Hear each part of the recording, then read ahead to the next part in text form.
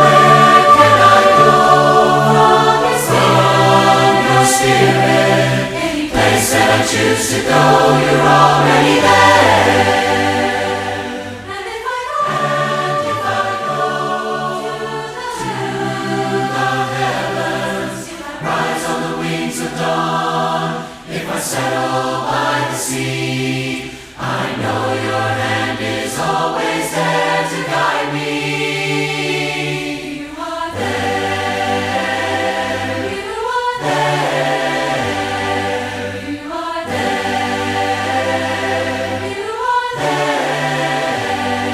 Where can I go? Where can I go from your presence? When trouble is in my way, you're already there. You will not go. You will not go from my presence. Before a word of mine is said, if in the depths I lay my head, in the shadow of your wings you're there to hide me. You are there. You are there. You are there. You are there. You are there. You are there. You are there. You are there. I've got my faith in the Lord, and it's working in me. I've got my faith in the Lord, and it's showing in me. I've got my faith in the Lord, and it's plain to see. I've got my faith in the Lord. I'm so glad I've got my faith in the Lord. I've got the love of the Lord. I've got the love of the Lord, and it's working in me. I've got the love of the Lord, and it's showing in me. I've got the love of the Lord, and it's plain to see. I've got the love of the Lord. I'm so glad I've got the love of the Lord. I've got the joy of the Lord. I've got the joy of the Lord, and it's working in me. I've got the joy of the Lord, and it's showing in me. I've got the joy of the Lord, and it's plain to see. I've got the joy of the Lord. I'm so glad I've got the joy of the Lord. I've got the joy of the Lord. I've got the joy of the Lord, and it's working in me. I've got the joy of the Lord, and it's showing in me. I've got the joy of the Lord, and it's plain to see. I've got the joy of the Lord.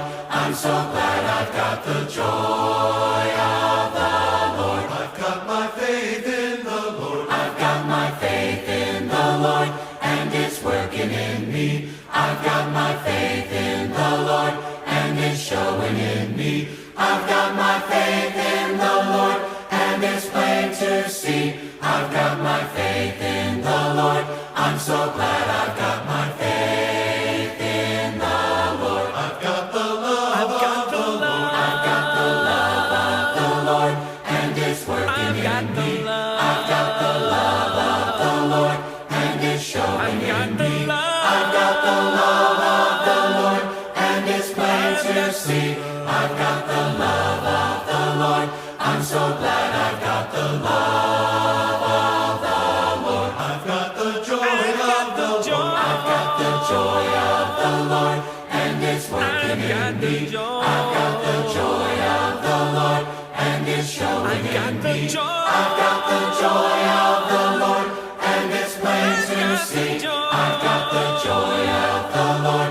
I'm so glad I've got the joy of the Lord. I've got the joy of the Lord. I've got the joy of the joy. I've got the joy of the joy. I've got the joy of the joy. I've got the joy of the joy of the Lord. I've got the joy of the Lord.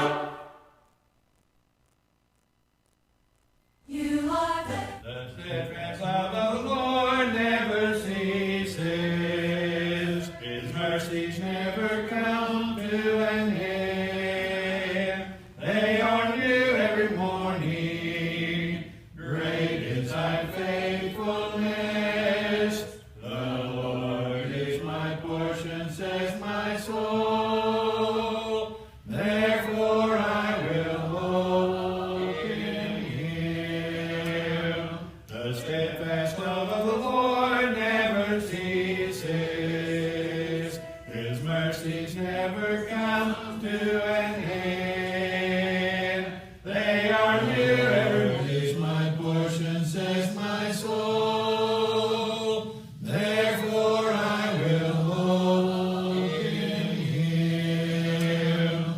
steadfast love of the Lord never ceases. His mercies never come to an end. They are new every morning. Great is thy faithfulness. The Lord is my portion, says my soul. Therefore I will hope in him. Therefore I will hope in him. Hello. Welcome to our Bible study. My name is Clint McElroy, and today we'll be in 1 Samuel chapter 29 and 30. We will be meeting today at the auditorium at 10 a.m., so please join us if you can. Masks will be provided at the door for anyone who needs one. Don't come to the auditorium if you're sick in any way, but instead stay home and enjoy the streaming service. You're welcome to join us at 9 a.m. to watch this Bible study on the large screen in the auditorium. We want to call to your attention these Bibles from the World Bible School. They're English Standard Version Bibles, and we're making these available to anyone who needs one. Just call the office and let them know, and we'll make arrangements to get you one. On the COVID-19 front, it's not a lot of good news. My son is doing better. He's on his third week of very mild to no symptoms, so we think he's past any significant threat. Kevin Culpepper is still in the hospital and not doing as well as we'd hope to see him do, so keep him and his family in your prayers. John Freeman has been diagnosed with COVID-19, so keep his family in your prayers as well. Red Sanders is in the hospital in Dallas with COVID-19. Troy and Joe Rogers are sick. Troy's got COVID-19, and Joe's just feeling bad, but she's got some symptoms. Steve Gauntly's brother Kent has also been diagnosed with COVID-19, so keep Kent in your prayers as well. And of course, Morgan and Dolores' family are still struggling with the virus. So keep all these in your prayers if you would. We've got the hope of the vaccine in sight, and we're hoping that we'll be past all this in the first part of the new year. As is our custom, we want to call into remembrance the story of the two men on the road to Emmaus who were joined on the way by a third man. When that third man left their party, when they got to their destination, they determined that there had been a burning in their hearts while he was with them. That burning led them to understand that he was the Christ, the resurrected Christ, who had been with them on the way. It's that burning in their hearts that we hope to emulate in our own hearts by coming to know God's Word more closely through study. So we study God's Word so we can understand what God's will is for us and hope to have His Spirit dwell in our hearts in such a way as to bring us in a close relationship with God. We also remember the edifications and admonishments of Leviticus 19 that call for us to be holy as the Lord our God is holy, and we need to go to God's Word to find out what that means. And finally, I call on us to remember the story of Rehoboam and Jeroboam and the prophet that came to Jeroboam as he was setting about to do an evil thing that plagued the people of Israel for years. We need to remember the wisdoms that are found in these old stories that sometimes we have studied in our youth but have forgotten the significance of. Open that Bible, turn to those pages, and look at those stories again. Examine them. Look to see what the message there was. It was more than just entertaining children if that's when you last read them. They have significance. They are impactful. They tell us the nature of God, both now and then. It's the same God. He's the same God. He had the same intent, both in those times in the Old Testament and our times in the aftermath of the events of the New Testament. Today we'll be in 1 Samuel chapter 29 and 30. We're only going to read part of chapter 30. We're going to read chapter 33, verse 15, and then next week we'll finish off 1 Samuel with the rest of chapter 30 and all of chapter 31. 1 Samuel chapter 29 from the English Standard Version. Now the Philistines had gathered all their forces at Aphek, and the Israelites were encamped by the spring that is in Jezreel. As the lords of the Philistines were passing on by hundreds and by thousands, and David and his men were passing on in the rear with Ashish, the commanders of the Philistines said, "What are these Hebrews doing here?" And Ashish said to the commanders of the Philistines, "Is this not David, the servant of Saul, king of Israel, who has been with me now for days and years? and since he deserted to me, I have found no fault in him to this day. Verse 4. But the commanders of the Philistines were angry with him, and the commanders of the Philistines said to him, Send the man back, that he may return to the place to which you have assigned him. He shall not go down with us to battle, lest in the battle he become an adversary to us. For how could this fellow reconcile himself to his Lord? Would it not be with the heads of the men here? Is not this David, of whom they sing to one another in dances? Saul has struck down his thousands, and David his 10,000s. Verse 6. Then Achish called David and said to him, As the Lord lives, you have been honest, and to me it seems right that you should march out and in with me in the campaign. For I have found nothing wrong in you from the day of your coming to me to this day. Nevertheless, the lords do not approve of you. So go back now and go peaceably, that you may not displease the lords of the Philistines. Verse 8. And David said to Achish, But what have I done? What have you found in your servant from the day I entered your service until now, that I may not go and fight against the enemies of my lord the king? And Achish answered David and said, I know that you are as blameless in my sight as an angel of God. Nevertheless, the commanders of the Philistines have said, He shall not go up to us to the battle. Now then, rise early in the morning with the servants of your Lord who came with you, and start early in the morning and depart as soon as you have light. So David set out with his men early in the morning to return to the land of the Philistines, but the Philistines went up to Jezreel. Chapter 30. Now when David and his men came to Ziklag on the third day, the Amalekites had made a raid against the Negeb and against Ziklag. They had overcome Ziklag and burned it with fire, and taken captive the women and all who were in it, both small and great. They killed no one, but carried them off and went their way. Verse 3. And when David and his men came to this city, they found it burned with fire, and their wives and sons and daughters taken captive.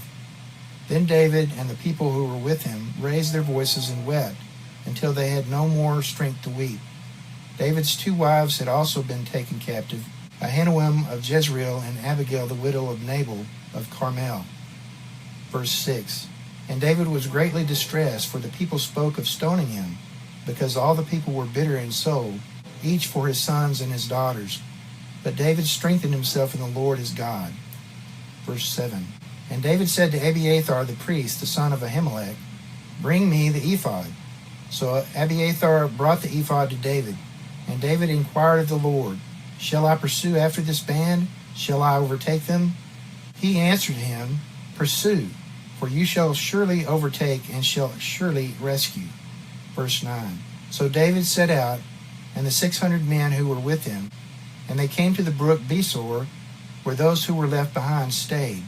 But David pursued, he and 400 men. 200 stayed behind, who were too exhausted to cross the brook Besor. They found an Egyptian in the open country and brought him to David. And they gave him bread, and he ate.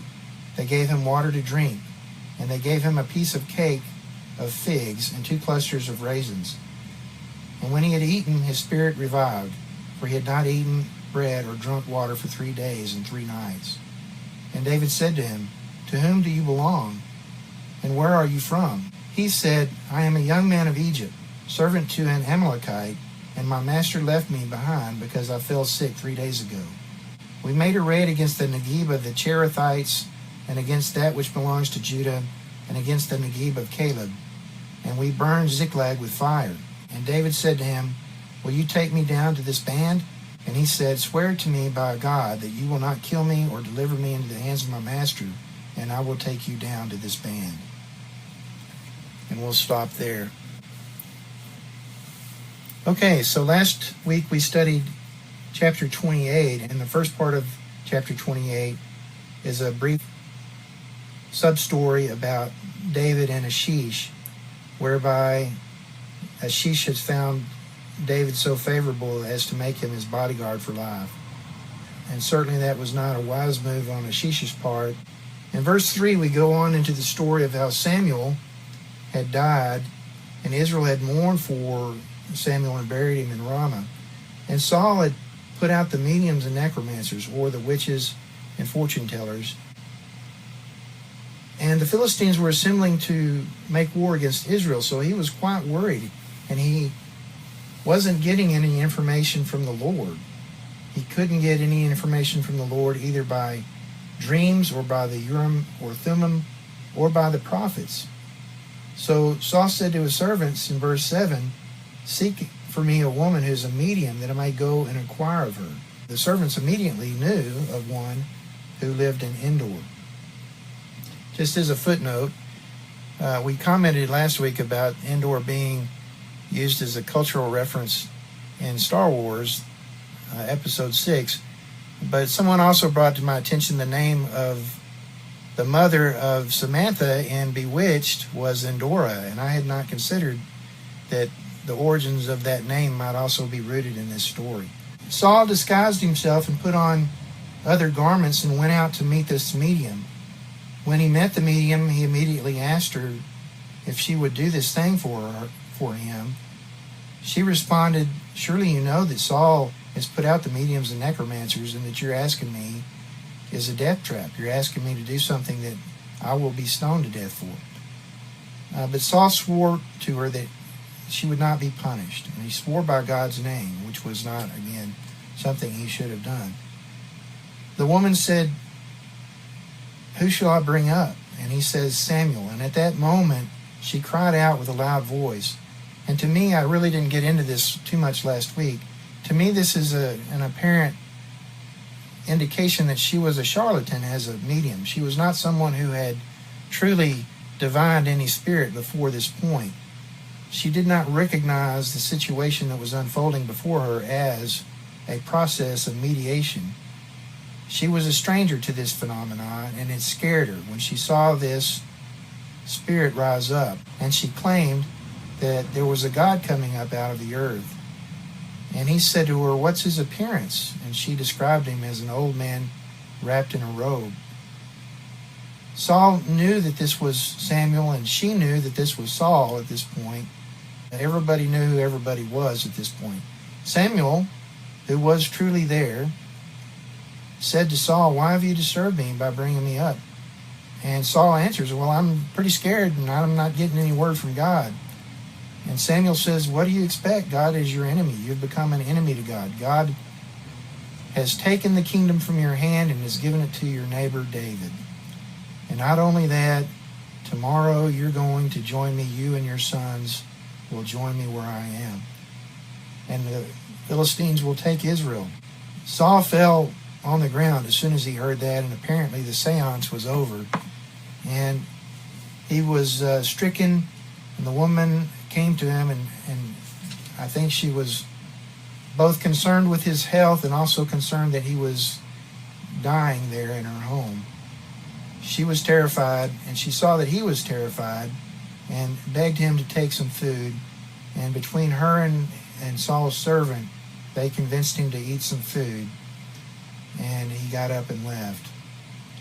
And I referenced a little bit about the household and how she went about feeding him last week, and all that is very interesting to me.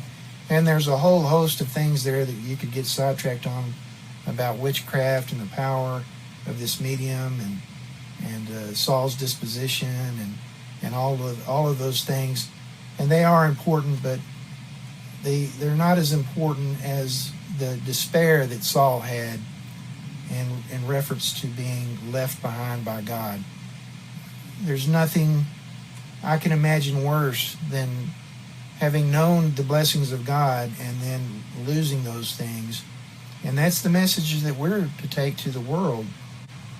The blessings of the Lord are there for you to enjoy, and accept God's gift and enjoy those things. Be his servant and enjoy the blessings of this life and the life to come.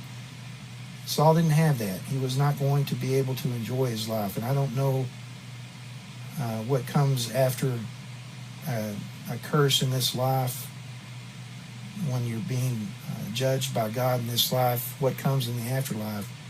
But his life here was not going to be good for the next few days.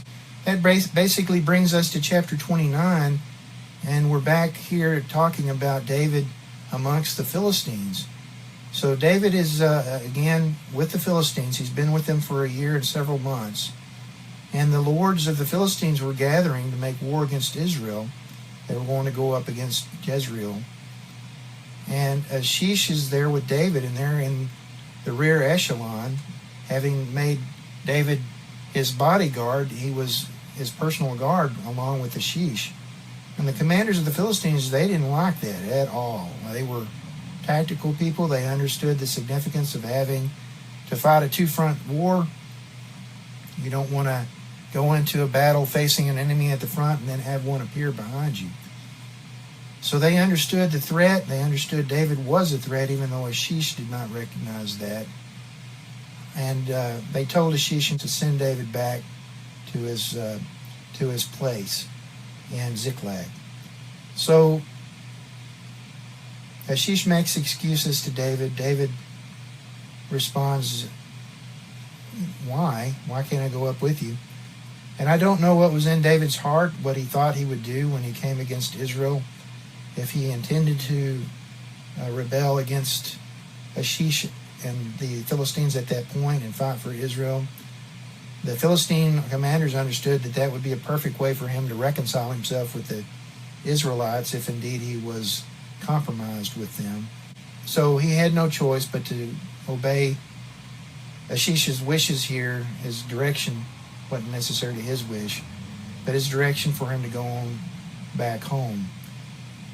Interesting language that he refers to David as an angel of God. Achish is apparently, and I'm taking this on the surface value of the words here, and this may be a matter of translation, but Achish seems to be heavily influenced by the God of Israel and the language that he's chosen to use and the way that he speaks to David here. It may be just a subtle thing. It may not actually be the case of the original language and what actually occurred, but it sounds almost as if Achish is using terminology that's rooted in the nature of the king of the Lord God of Israel and not the gods of the Philistines.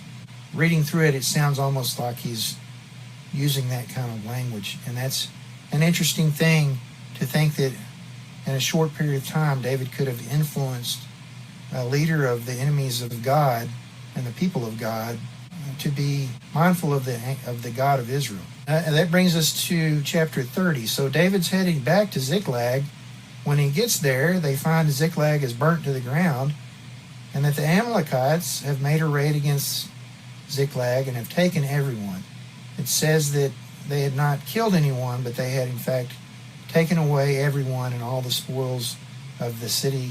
So in verse 4, the people were very upset and they raised their voices and wept.